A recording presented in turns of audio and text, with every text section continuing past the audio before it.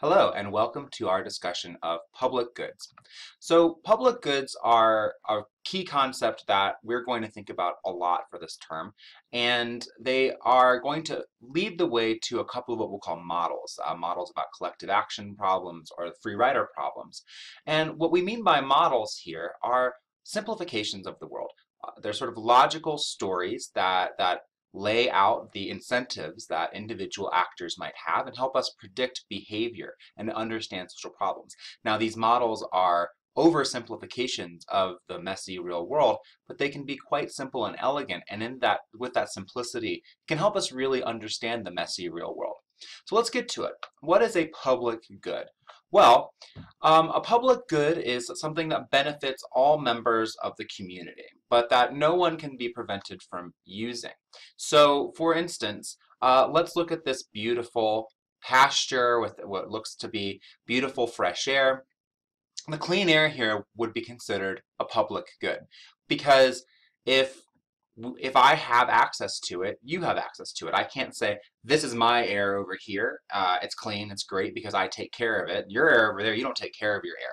So your air is polluted and gross and will cause all sorts of health problems. That's not how public goods work. If I have access to it, so do you. Right? So Shively's definition ends, if a public good is available to any, it's available to all. So something like fresh air or clean water, that I can't necessarily keep you from enjoying, that is what would be a public good. This is known as being non-excludable. So to say something is non-excludable means if you have access to it, I have access to it. If one member of the community has access to it, all members of the community have access to it. So to think through this, let's take an example from my life. All right, what we have here is a picture of some volunteers doing trail work for the local organization here in Durango called Trails 2000, which is this great nonprofit that manages a lot of the trails, places like Horse Gulch and Dalla and Animas, all over the place. Well, they are starting this summer, as we record, they are starting a project Sky Steps, to go from the city of Durango up to Fort Lewis College with one long stairway. It's going to be a lot of work, and they have volunteers showing up multiple times per week this summer. And I'm going to use this a lot. I live in the town of Durango, and I walk to work. It's great.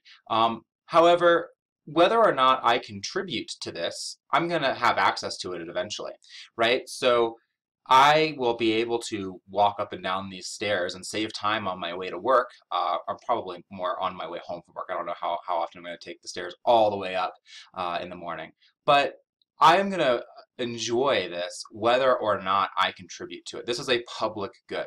Once they build these stairs, they're not going to have a gate or a key or anything like that. They're not going to keep anybody out. Once they build these stairs, they are non-excludable. Everybody around here is going to have the ability to use those stairs. Now, what's key about this is that you have the ability to use these stairs whether or not you contribute.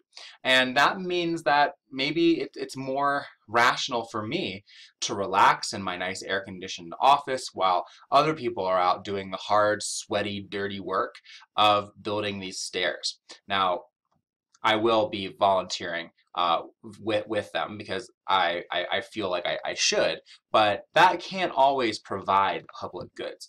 And this is known as the free rider problem. Essentially, non-excludable resources mean that whether or not you contribute to the public good, you get the goodies. Whether or not I get my shovel and go out and volunteer, I'm going to be able to take advantage of that stair, right? The people that are going to be able to take advantage of a public good, but that do not contribute to bringing that public good about, these people are known as free riders. And our model here is the model of a collective action problem. And so I want you to think about the rationality. What would I do if I were a purely rational actor? Well, if I'm a purely rational actor, I just want to save as much time, money, and energy as possible. So I probably wouldn't contribute to that public good. It's more rational for me individually to free ride and let other volunteers build these stairs. But think about what would happen if every single person was a free rider. If every single person was a free rider, Trails 2000, a nonprofit, wouldn't have the volunteers to build the steps in the first place. And then there would be no stairs, right? there would be no public good. So the collective action problem is a situation in which there are differences between our rational interests as a group, as a collective, and our rational interests as individual actors. So collectively, we in this community have an interest to build this stairway connector because it'll be quicker for people to commute between the city of Durango and Fort Lewis College. On the other hand, all of us individually may have an incentive to free ride, to, like I said, stay inside our air-conditioned offices, maintain these delicate academic hands of mine, right, without going out and doing this hard, sweaty work. This is why a lot of the times public goods are very underprovided for. It can be very difficult to get people to provide public goods. That is where the state comes in. So one argument for state scope, remember state scope being how big should the state be? What issues should the state regulate? Well, one big argument for state scope is providing public goods. Only the state can provide public goods. Why can the state do this? Well, it gets back to that idea of sovereignty that we've talked so much about. The state is the ultimate authority.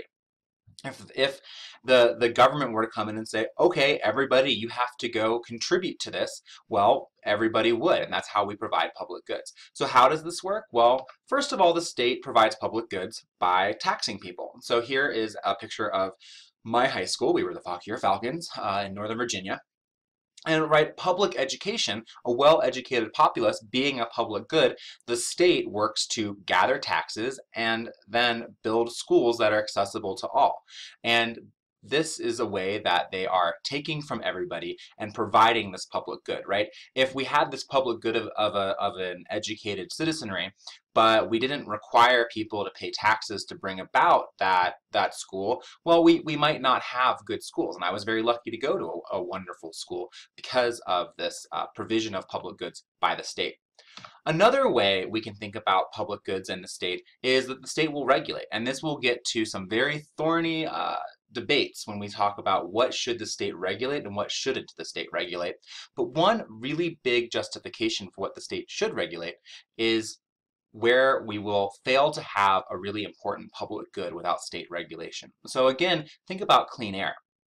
It might be very individually rational for every business to just pollute as much as they want because they could perhaps manufacture more cheaply and make bigger profits if they do so.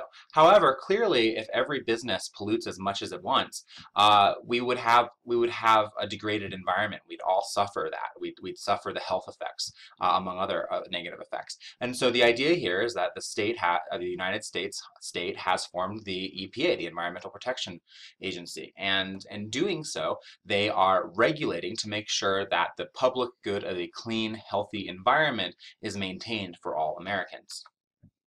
So let's think through some key public goods that the state provides. Well, we can also talk about defense as a public good, public safety. So this goes back to the idea of Hobbes's Leviathan, giving away a little bit of our individual liberties and our individual resources to this Leviathan state for protection to avoid the state of nature. And this also ties into Tilley's theory about war making and state making as organized crime, right? We are willing to buy into the scheme of the state because it provides us protection.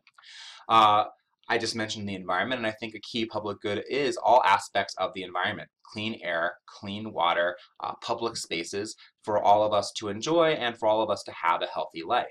Another really big public good that the state provides that sets the scene for us to be able to engage in commerce and for us to travel and thrive is infrastructure, right? Roads, bridges, electricity lines, sidewalks, all of these things are public goods. You can talk about tolls and such to have people pay in, but typically these large infrastructure projects, these are non-excludable. If I have access to the sidewalk, you have access to the sidewalk, and that's why we have tax money going to pay for that.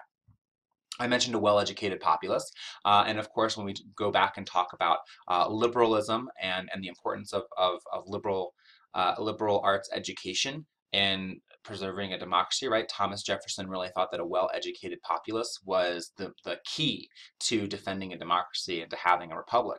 And so this is a public good, and again, we have the state providing this public good, at least through a K through 12 level.